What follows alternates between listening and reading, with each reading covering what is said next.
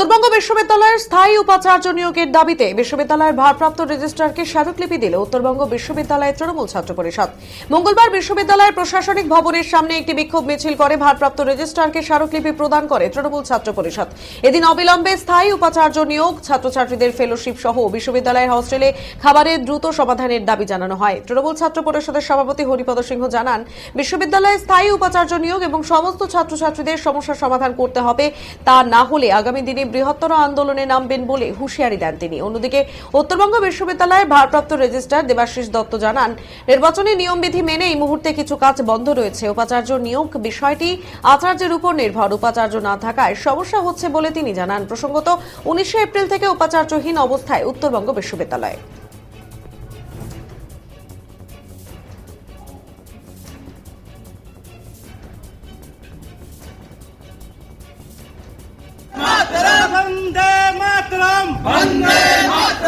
দেখতে পাচ্ছি যে উত্তরবঙ্গ বিশ্ববিদ্যালয়ে দীর্ঘদিন ধরে পার্মানেন্ট স্থায়ী উপাচার্য নেই এবং উপাচার্য চেয়ারটি দীর্ঘদিন ধরে একটা মিউজিক্যাল চেয়ারে পরিণত হয়েছে। তো সেই জন্য বিশ্ববিদ্যালয়ের স্বার্থে এবং উত্তরবঙ্গ বিশ্ববিদ্যালয়ের সমস্ত ছাত্রছাত্রীদের বিভিন্ন অসুবিধা ফেস করতে হচ্ছে প্রতিনিয়ত। এই জন্য আজকে আমরা রেজিস্ট্রার মারফত চ্যান্সেলরের কাছে ডেপুটেশন দিতে যাচ্ছি যে আমাদের দ্রুত স্থায়ী ভিসি নিয়োগ করতে হবে। কি কারণে এই পদটা দীর্ঘদিন ধরে খালি করে আছে?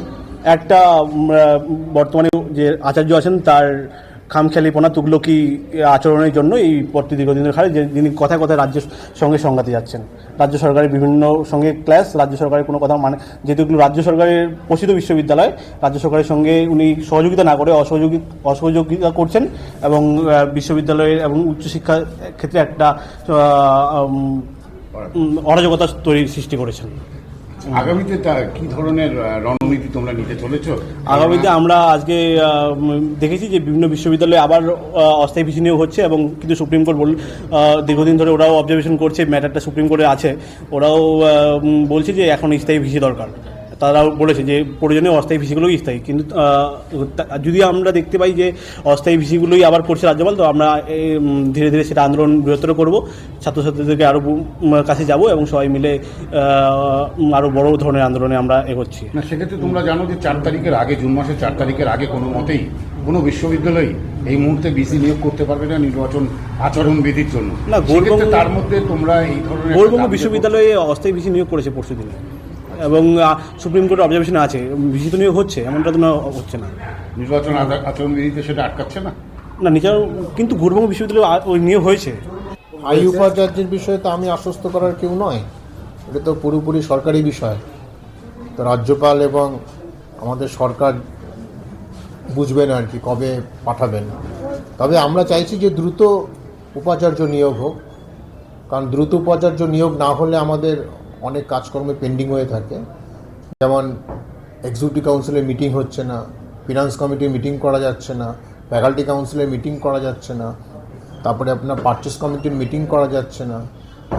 কোনো যে বিশ্ববিদ্যালয় থেকে পলিসি ডিসিশন নেবে সেটা কিন্তু উইদাউট ভাইস চ্যান্সেলর আমরা করতে পারছি না। কারণ আপনারা জানেন যে বিশ্ববিদ্যালয় মানে হচ্ছে ভিসি কেন্দ্রিক, সব কিছুতেই ভিসির অ্যাপ্রুভাল লাগে। এখন যেটা হচ্ছে বিশ্ববিদ্যালয়ে উইদাউট ভাইস চ্যান্সেলর, আমাদের যে রুটিন ওয়ার্ক বিশ্ববিদ্যালয়ের, সেই রুটিন ওয়ার্কগুলো কিন্তু হয়ে যাচ্ছে, সেটা কোনো অসুবিধা হচ্ছে না। কিন্তু so far as policy decisions আর কনসার্ন, উইদাউট ভিসি আমরা কিন্তু কোনো কিছু এগোতে পারবো না। এমসিসি চলাকালীন কি ভিসি নিয়োগটা সম্ভব হবে না? সুপ্রিম কোর্টের অর্ডারে তো 6টা বিশ্ববিদ্যালয়ের ভিসি অ্যাপয়েন্টমেন্ট হয়েছে। যদি বিচার বিভাগে যদি সুপ্রিম কোর্টে অর্ডার থাকে তা নিশ্চয়ই অ্যাপয়েন্টমেন্ট হবে, কোনো তো অসুবিধা হবে না, কারণ কোর্ট তো ইন্ডিপেন্ডেন্ট। ওর এমসিসি তো কোর্ট ডিসিশনের মধ্যে আসে না, কোর্ট ভার্ডিক্ট পড়ে না। স্থায়ী উপাচার্যের বিষয়ে তো আমি আশ্বস্ত করার কেউ নয়, এটা তো वंदे मातरम वंदे मातरम वंदे मातरम एटीएम से बैठ जब्बार टीएम से बैठ जब्बार